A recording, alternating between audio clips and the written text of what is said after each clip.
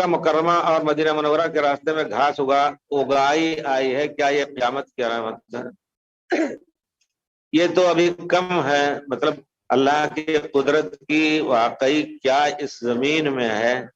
بارش ہوتی ہے صرف 2-4-10 دن مسلسل، یہ بھی ہوئی تھی، پورے پہاڑ ہرے ہو گئے تھے. اب تو 15 دن کے بعد جب سوکھے تو پھر پھول بھی آ گئے سب. تو اس سے معلوم ہوتا ہے کہ یقیناً اگر یہ مسلسل بارش ہو ہمالیہ پہاڑ کی طرح تو ہمالیہ پہاڑ سے زیادہ سبز ہو جائے. رسول نے فرمایا قیامت کے قریب مروجن خضرا سے کیا نام ہے سبز باغ ہو جائیں گے تمام جزیرے عرب میں. اور اس کو کچھ دن پہلے میں نے دیکھا تھا، کہتے ہیں کہ ہزاروں سال سے ادھر آسٹریلیا کی طرف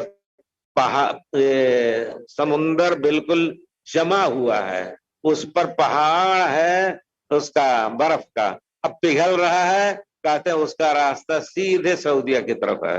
کہتے ہیں اگر وہ پگھلے گا تیزی سے تو اس طرح امریکہ سب کا راستہ ادھر ہی سے ہے. کہا وہی پانی آئے گا. اور اللہ کی قدرت جیسے بھی ہو بہرحال ہونا ہے. پیارے رسول نے جو بھی بات کہی ہے وہ سچ ہے.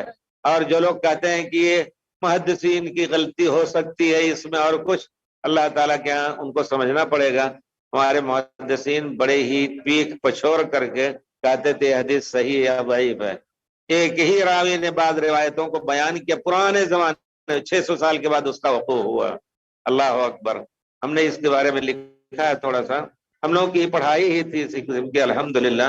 اسی کا PhD وغیرہ کراتے تھے مکہ مکرمہ مدینہ منورہ میں. انشاءاللہ وہ قیامت کی نشانی اسی ہے، قیامت کی نشانیوں میں سے